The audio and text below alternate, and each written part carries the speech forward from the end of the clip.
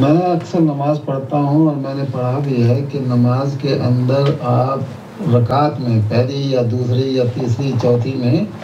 آپ جب کھڑے ہوں وہ اس میں علم شریف اور سورت علم شریف کے ساتھ سورت اخلاص یا سورہ کوثر کے بعد یا جو بھی سورہ ہو اس کے بعد آپ لا الہ الا انت سبحانک انی کنت من الظالمین 100 دفعہ پڑھ سکتے ہیں، یا حسبنا اللہ ونعم الوکیل 100 دفعہ پڑھ سکتے ہیں، اور اس کے بعد دعا مانگ سکتے ہیں کھڑے ہونے کی صورت میں، تشہد میں نہیں۔ تو یہ میں بنا 1-2 دفعہ پڑھا، میں اپنے آپ کو بہت گناہ گار سمجھتا ہوں کہ یہ پتہ نہیں صحیح ہے نہیں، آپ میری رہنمائی کیجیے۔ نحمدہ و نصلی علی رسولہ الکریم، اما بعد۔ آپ دیکھ رہے ہیں نور ٹی وی جدہ اور میں ہوں آپ کا دوست، آپ کا ہوسٹ محمد عاقل۔ بھائی یہ جاننا چاہ رہے ہیں کہ قیام کی حالت میں سورہ فاتحہ پڑھنے کے بعد اور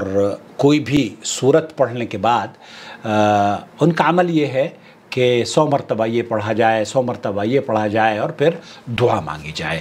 دیکھیے، کسی بھی عمل کو کرنے سے پہلے اگر آپ کا اپنا عمل ہے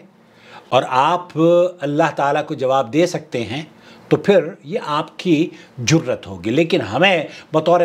مسلمان یا بطور ایک فرما بردار مطیع بندہ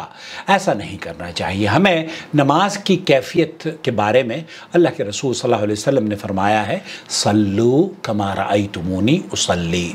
یہ نماز اللہ رب العالمین نے دن اور رات میں 5 مرتبہ ہم پر فرض کی ہے، فرض ہے یہ۔ اور کیا فرض نماز بغیر امور کے، بغیر صحیح احادیث کے آپ پڑھ سکتے ہیں؟ نہیں۔ صحیح احادیث میں آپ علیہ السلام کی نماز کی کیفیت مکمل طور پر محدثین نے نقل کی ہے۔ کسی بھی محدث نے میرے علم کے مطابق یہ نہیں لکھا ہے کہ آپ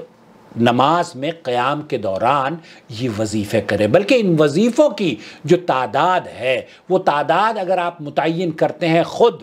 تو آپ جانیں، آپ کا رب جانے۔ لیکن اگر کوئی آپ کا بچہ بھی یہ پوچھ بیٹھے کہ یہ 100 مرتبہ اور 200 مرتبہ یا 500 مرتبہ جو ذکر آپ کر رہے ہیں یہ کیا اللہ کے رسول صلی اللہ علیہ وسلم نے فرمایا ہے، تو آپ کا جواب یقیناً یہ ہوگا کہ نہیں، اللہ کے رسول صلی اللہ علیہ وسلم سے کوئی ایسی حدیث موجود نہیں ہے۔ اس روئے زمین پر اگر آپ کے پاس کوئی حدیث ہو تو مجھے بتائیے گا کہ کبھی اللہ کے رسول صلی اللہ علیہ وسلم نے اس طریقے سے کھڑے ہو کر یہ وظیفے کیے ہوں نماز کے اندر۔ نماز کے اندر جو وظیفے آپ کر رہے ہیں ان کا عمل نبی کریم صلی اللہ علیہ وسلم سے اس کی کوئی سند نہیں ملتی، اور آپ علیہ السلام نے یہ فرمان صحیح بخاری اور مسلم میں موجود ہے، من عمل عملا لیس علیہ امرنا،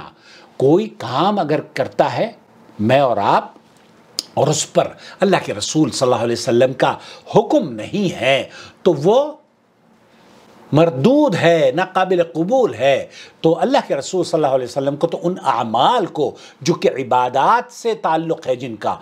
فرض نماز ہے یا نفل نمازیں ہیں، اللہ کے رسول صلی اللہ علیہ وسلم نے کیسے کھڑا ہونا ہے، کیسے رکوع میں جانا ہے، کیسے سجدے میں جانا ہے، تمام تفاصیل صحیح احادیث میں موجود ہے۔ ایسی صورت میں ہمیں صحیح احادیث کی طرف رجوع کرنا چاہیے۔ جو عمل محترم آپ کرتے ہیں وہ کہیں کسی بھی قرآن اور صحیح حدیث سے ثابت نہیں ہے۔ واللہ تعالی عالم، صلی اللہ علیہ نبینا محمد وعلی آلہ وصحبہ اجمعین۔ والسلام علیکم ورحمۃ اللہ وبرکاتہ۔ وما أرسلنا من قبلك إلا رجالا نوحي إليهم فاسألوا أهل الذكر إن كنتم لا تعلمون